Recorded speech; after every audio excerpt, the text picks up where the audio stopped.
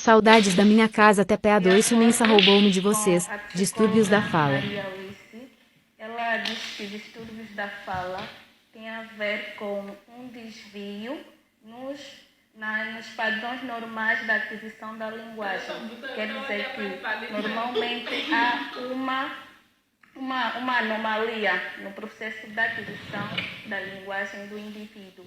E aí podemos encontrar a dislalia, não é? Que tem a ver com a fala tardiamente.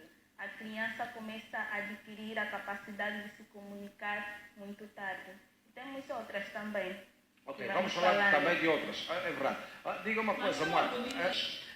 Há pessoas que nascem com distúrbios da fala por causa dessas situações que eu mencionei? Sabemos que os filhos têm o fator genético, não é? Porque até esses problemas de distúrbios na fala são herdados geneticamente.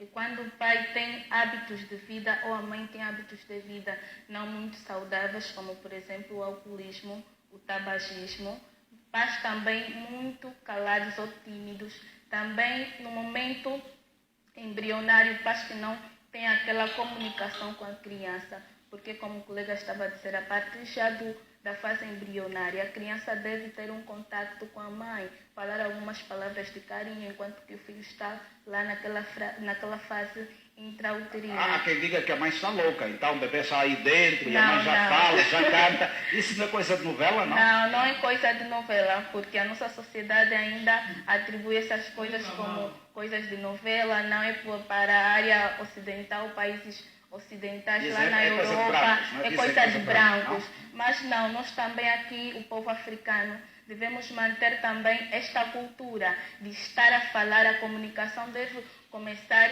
interinamente com a criança. Naquela fase você já vai estar a comunicar-se com a criança e a criança já vai estar familiarizada com a fala. Por isso que devemos ter estes hábitos, evitar também hábitos não saudáveis durante a gravidez.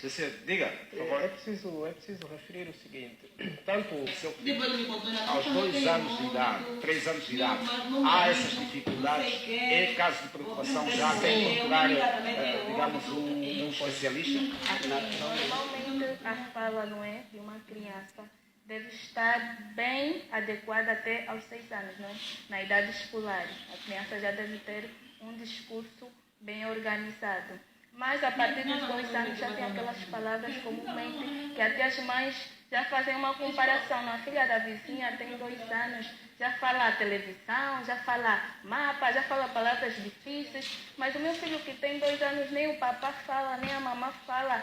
Coisas básicas a criança ainda não consegue falar, então aí nota-se a preocupação, porque também tem aquela fase que é espontânea, não é? Aquela passa com o tempo, a gaguez da criança, por exemplo, tem certas crianças que nascem com a famosa disfemia, não é? Que é a gaguez ou a tartamudez, não é? Que é caracterizada segundo o Manual de Diagnóstico Estatístico das Perturbações Mentais como uma alteração na fluência normal da fala e na organização temporária da fala de acordo com a idade. O indivíduo tem aquela de repetir sons e sílabas, fazer prolongamento de sílabas e sons, dar também, falar palavras fragmentadas, como sempre, quer falar uma palavra, mas dá uma pausa.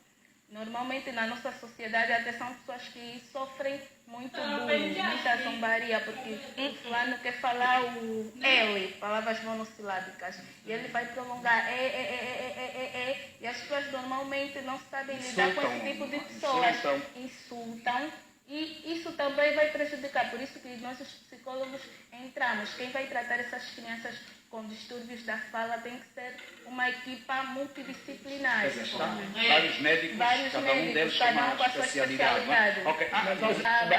Normalmente esse balbuciar ele é acompanhado de algum gesticular, como se a criança quer expressar determinada coisa. Na verdade, tudo isso são indicadores que começam a revelar, digamos assim, os elementos iniciais da própria fala, do desenvolvimento da própria linguagem nesta criança. Desculpa, então, o desenvolvimento inicial da própria fala começa com a criança chora não porque acompanhamento ou não tem solução.